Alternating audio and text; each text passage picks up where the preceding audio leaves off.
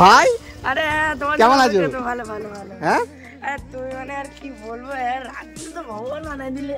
আমি ভাবতে পারিনি স্বপ্নে যে আমার একটা দাদা আসবে, এরকম ভাবে সাহায্য করবে। আমার কোনো দাদা দিদি নেই, তাই জন্য তোমার আমি নিজের দাদা মনে করি।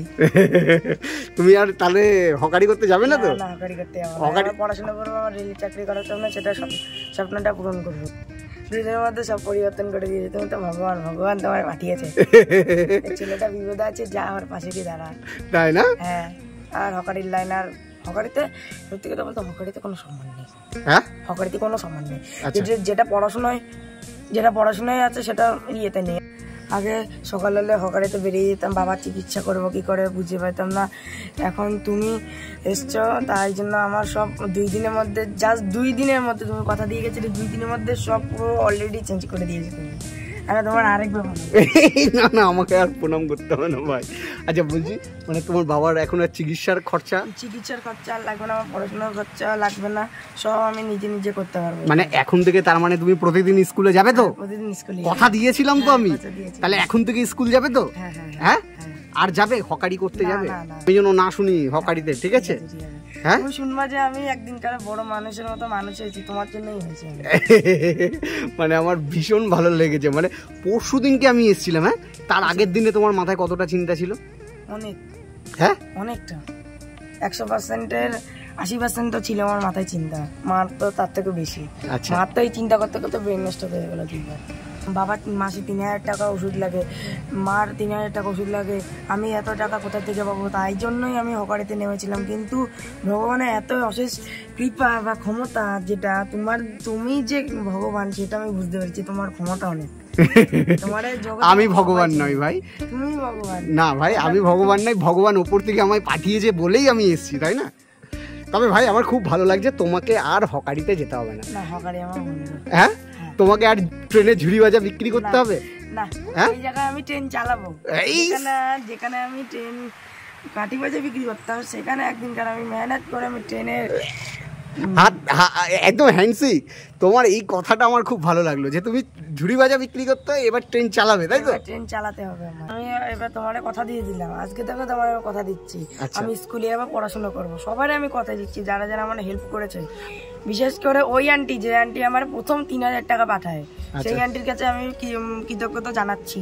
আমি তোমার কথা দিলাম আন্টি, আমি নিজে মেহনত করে, আমি পড়াশোনা করে স্ট্রাগল করে আমার স্বপ্ন আমি পূরণ করবোই। বাহ।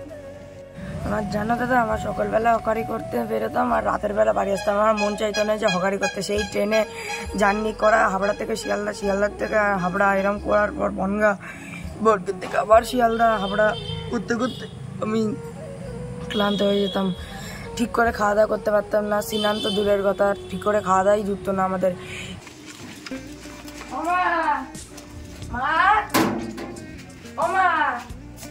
আমার দাদা চলে এসছে। কেমন আছেন? ভালো আছেন? কতটা ভালো আছেন? হ্যাঁ, খুব ভালো আছে। আচ্ছা, উনি কেমন আছেন? ভালো আছেন? এখন ভালো আছেন তো?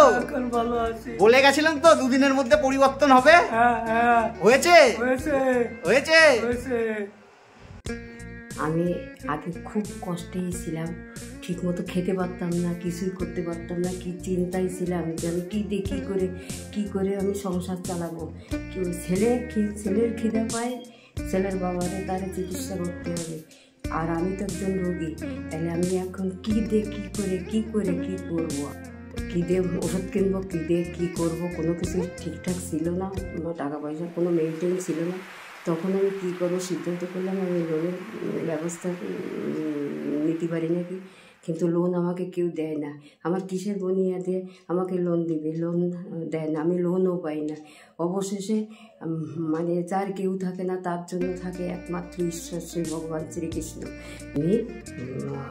এই অতীন্দ্র ওকে পাঠিয়েছে আমাদের বাড়িতে, সে তার দূত হিসাবে। তাই সে মনে করে না, কিন্তু আমি মনে করি, আমরা সবাই মনে করি যে সে ভগবানের সমতুল্য। আমি তার ভেতর ভগবান শ্রীকৃষ্ণ মানে কি বলবো আশীর্বাদ তো আছে। শুভজিৎকে কিন্তু আর হকারি করতে পাঠাবেন না।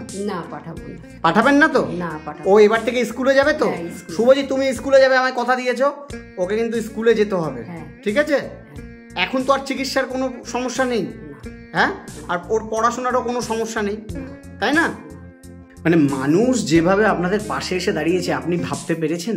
না, আমি কোনোদিনও ভাবতে পারিনি যে সবাই আমার চারপাশে এত লোক আছে। আমি মনে করি আমার পাশে কেউ নাই, কিন্তু না, দেখলে মানুষ মরার পরে তো কিছু দেখতে পারে না, বেঁচে থেকে সব কিছু দেখে। তাই আমি বেঁচে থেকে দেখলাম যে না, আমার পাশে সবাই আছে।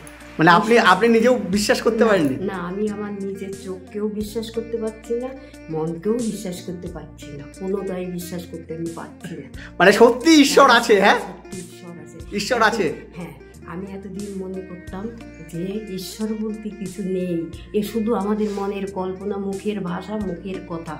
কিন্তু এখন দেখছি যে না, সত্য প্রকৃতপক্ষে ঈশ্বর আছে। ঈশ্বরের আশীর্বাদ, মানুষের আশীর্বাদ, ঈশ্বরের কৃপা না থাকলে এগুলো হয় না। আমি নিজে ঈশ্বরে বিশ্বাসী। আজকে আমার নিজের ভালো লাগছে যে এই ছেলেটিকে আর কালকে থেকে হকারিতে যেতে হবে না। হবে? হ্যাঁ, আর ওর বাবারও চিকিৎসা হবে। আপনার চিকিৎসা ভালো করে হচ্ছে তো? আপনি খুশি তো? খুশি একদম। আমি এর থেকে আর খুশি চাই না। আপনি ভাবতে পেরেছিলেন কখনো? আমি কখনো ভাবতে পারিনি আমার হাজার হাজার লোক আমার পাশে দাঁড়াবে। এই বিপদের দিনে আমার একজন লোক ছিল না, কিন্তু এই অতীন্দ্রকে পাঠিয়েছে ভগবান।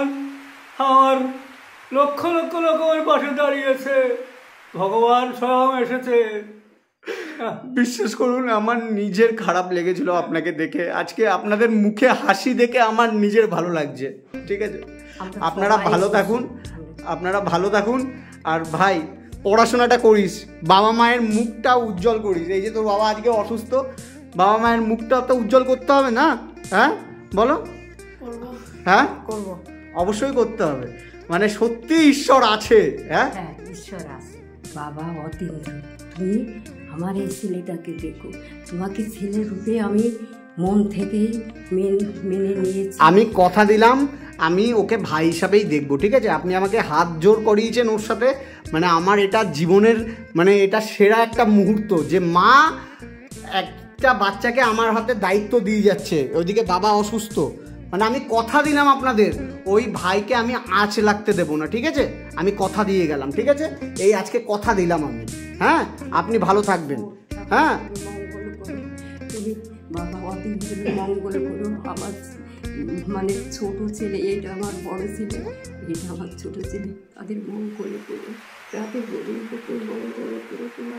আপনি ভালো থাকবেন, আপনি ভালো থাকবেন, আপনি ভালো থাকবেন, আপনি ভালো থাকবেন।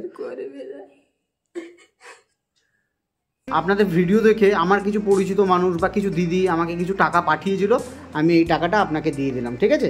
এখানে 6000 টাকা আছে, ঠিক আছে? যারা আমাকে পাঠিয়েছে আমি এই টাকাটা আপনাকে দিয়ে দিলাম। হ্যাঁ, ঠিক আছে ভাই?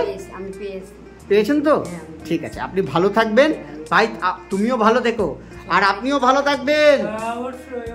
হ্যাঁ, আমি আসছি তাহলে, ভালো থাকবেন, আমি খোঁজ নেব। হ্যাঁ, ঠিক আছে, আপনি ভালো থাকবেন। হ্যাঁ, হ্যাঁ, আমি ভালো থাকবো, আপনারা সবাই ভালো থাকেন, থাকবেন, সবার মঙ্গল হোক, ঠাকুর সবাইকে সুস্থ রাখুক, সবার মঙ্গল করুক। আমি ঠাকুরের কাছে তাই প্রার্থনা করি, ঠাকুরের কাছে যে ঠাকুর তুমি সবাইকে, আমাকে যেমন তুমি সব কিছু দিয়ে ভরে দিয়েছো, সবাইকে এরকম তাদের মনোবাসনা পূর্ণ করো, তাদের মঙ্গল করো, সবাইকে তাই। আর ভাই তুমিও ভালো থেকো। হ্যাঁ ভাই, ভালো থেকো।